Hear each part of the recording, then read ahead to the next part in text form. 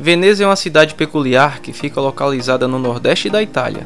Também conhecida como a Cidade dos Namorados, Veneza é famosa por seus canais aquáticos que correm no meio da cidade, possibilitando que pequenas embarcações possam trafegar por ela. Esse também é o único meio de locomoção por lá, além de andar a pé, já que veículos são proibidos no interior da cidade. Sua única ligação ao continente é feita através da Ponte della Libertà, por trem ou veículos comuns. Para se ter uma ideia, até o carro do Google teve que se tornar o barco do Google para mapear a cidade. Veneza possui 177 canais, 118 ilhas e mais de 400 pontes. Por isso, podemos afirmar que ela foi construída literalmente em cima da água. E se você quer saber como e por que isso aconteceu e qual a importância histórica dessa cidade, fica até o final desse vídeo que você vai descobrir. Então, já vai deixando o seu like no vídeo e se você não é inscrito, já vai se inscrevendo aqui no canal e ativa o sininho para não perder nenhum vídeo novo.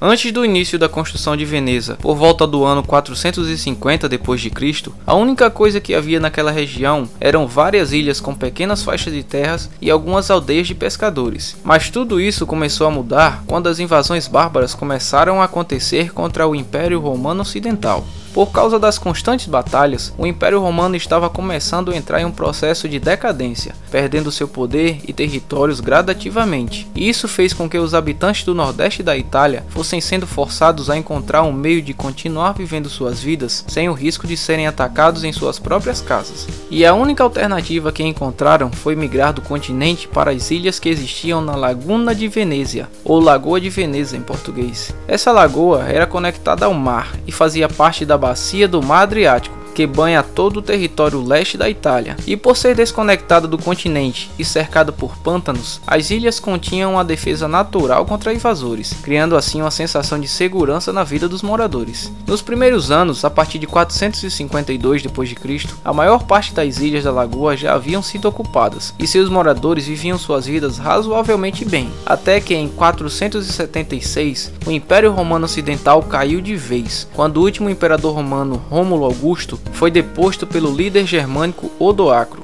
Esse fato marcou o fim da Idade Antiga e o início da Idade Média na Europa, mas também pôs bastante medo no coração dos venezianos, que iniciaram rapidamente um projeto de expansão territorial para contrapor as possíveis invasões bárbaras. O único problema é que não havia território para expandir. Como quase todas as ilhas já haviam sido ocupadas, os venezianos não tinham mais terra onde construir edificações, a não ser que inventassem outra forma de construir. E foi isso que eles fizeram, criando faixas de terras artificiais, e iniciando assim a primeira cidade da Idade Média a ser construída em cima da água.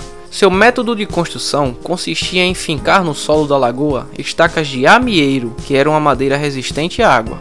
Com até 8 metros de profundidade, as estacas eram postas juntas e eram enfiadas no solo até que chegassem a alguma parte mais firme ou rochosa da lagoa. Após isso, os espaços entre as estacas eram preenchidos com areia, calcário e lama, para que toda a água fosse retirada do meio das estacas, tornando-as mais resistentes contra a ação do tempo e da água salgada. Então, acima dessas estacas é que eram construídas as edificações, no início de madeira, mas como a madeira não resistia muito à variação de exposição entre a água salgada e o ar na mudança das marés, gradualmente a madeira foi sendo substituída por pedras, tijolos cerâmicos e mármore. E por esses materiais serem bem mais pesados, as estacas das fundações foram sendo postas cada vez mais juntas e em maior quantidade para suportar o peso das novas edificações. Nesse novo método de construção, a madeira ficava totalmente submersa e não tinha mais contato com o ar. Com o tempo, elas acabavam se solidificando por absorver os minerais contidos na lama da lagoa. Com isso, as fundações das edificações ficaram mais firmes e duradouras, resolvendo assim o problema de território dos venezianos.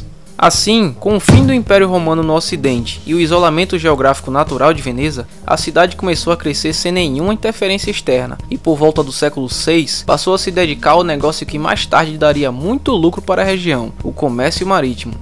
Durante as décadas seguintes, Veneza cresceu tanto a ponto de se transformar na República de Veneza, no ano de 726, e esse constante crescimento chamou a atenção do Império Bizantino, que anos mais tarde acabou fechando acordos comerciais e militares com Veneza, onde Veneza fornecia apoio militar e naval em tempos de guerra, e em troca recebia direitos e privilégios especiais para comercializar no Império Bizantino. Esses acordos comerciais e militares favoreceram muito ambas as partes, e Veneza fortaleceu tanto sua posição como potência comercial e marítima que entre os séculos 9 e 13 ela já era considerada a maior potência naval da Europa, sendo a principal responsável pela Rota da Seda, que vinha da China para Constantinopla, atual Istambul na Turquia, e também responsável pela rota comercial de especiarias, que vinha da Pérsia, Síria, Alexandria no Egito, Bagdá no Iraque e principalmente da Índia, que era a rota de especiarias mais lucrativa e influente da época. Veneza chegou a ter tanto poder que se tornou a maior financiadora e fornecedora de navios para os cruzados nas Guerras Santas. Ela chegou ao ponto de atacar até mesmo a própria cidade de Constantinopla, que era a capital do aliado Império Bizantino, na Quarta Cruzada, formada por cavaleiros da Europa Ocidental. Inclusive, a maior parte da pilhagem de Constantinopla foi enviada para Veneza, que foi muito beneficiada com isso. A própria Veneza também travou grandes guerras, sendo elas 4 contra Gênova, que era sua principal rival no comércio marítimo, e 7 guerras contra os otomanos, sendo apenas uma vitória para Veneza. Infelizmente, com esses constantes conflitos ao longo dos séculos, junto com a retomada de Constantinopla pelo Império Bizantino em 1261,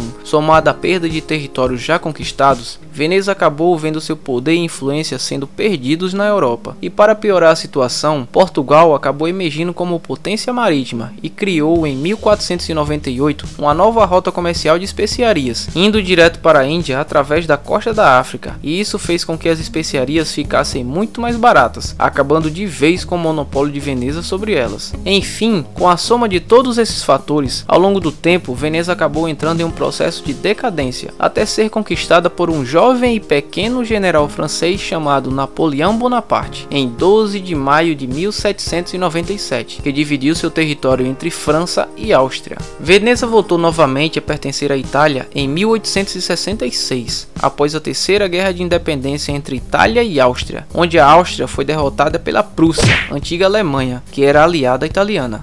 Hoje em dia, Veneza se mantém como cidade turística, com boa parte da economia girando em torno disso. E por sua grande beleza e importância histórica, Veneza passou a ser considerada um patrimônio cultural da humanidade. Mas me fala aí, você não acha que Veneza teria continuado uma grande potência comercial até hoje, se sua ganância não tivesse sido maior que o bom senso?